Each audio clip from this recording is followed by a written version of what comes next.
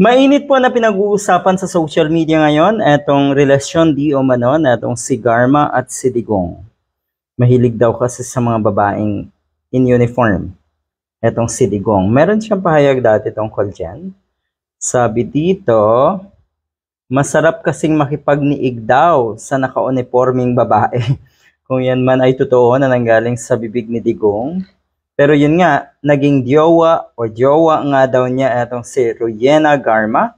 Kaya napaka-smooth ng kanyang pag-acquire ng possession sa government. Katulad ng pagiging PCSO chairman. Napakabilis daw. Etong usaping ito ay nagmula kay Ramon Tulfo.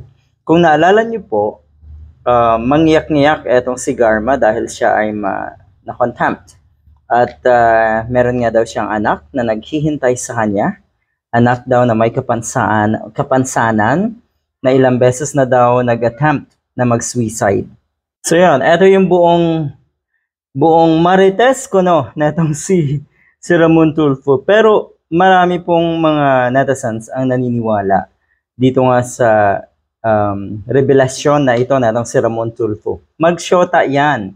Ito ang binulgar ng kolumnistang si Ramon Tulfo ukol sa estado ng relasyon ni dating PCSO General Manager Rowena Garma at dating Pangulong Duterte.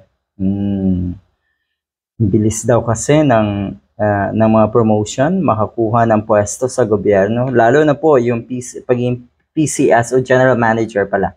Si Garma at Duterte ay itunuturong nag-mastermind sa pagpatay sa 3 Chinese national sa Davao Penal Farm na nabulgar sa pagdinig ng Quadcom sa Kongreso or sa Kamara. Yan. Malaking balita, no? Malaking revelasyon. Mukhang lahat talaga ng baho nitong si Digong ay maglalabasan at mukhang patungo ito sa estado ni Kibuloy na posibleng magtago rin dahil sa mga karumal-dumal na krimen na kanyang ginawa. At mukhang hindi niya talaga kayang harapin ang hustisya rin. Katulad din ng nangyayari dito nga kay Harry Roque. Ano ang kasagutan or ano ang suhestyon ng mga netizens? Simple lang naman daw yan eh. Pwedeng ipa-DNA ang anak or yung sinasabing may kapansanan na anak na itong si Garma. Okay, dahil posible daw talaga, nakikinikinita nga ng marami na yun daw ay anak nila ni Digong. Kitang-kita ang pagsisinungaling na itong si Garma. Kaya humantong siya sa contempt order.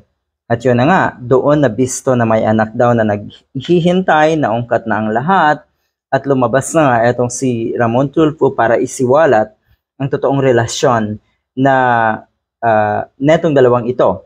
Ito syempre ay itinatanggi na itong si Garma.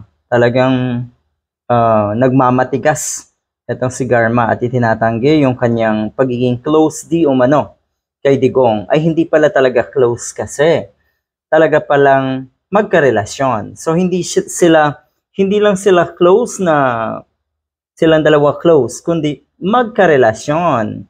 Kaya pala itinatanggi nga natong si Garma na kuno ay hindi nga sila close dahil more than closer pala or more than close pala ang kanilang relasyon or ang kanilang ugnayan dahil sila ay magjowa. So ano ang mangyayari? Kakasabay itong si Garma sa posibleng DNA test na gagawin sa kanyang may kapansanan na anak. Medyo nakakalungkot isipin yung salitang may kapansanan dahil siguro naman ay walang kinalaman yung bata sa kademonyuhan na itong dalawang ito. Good luck!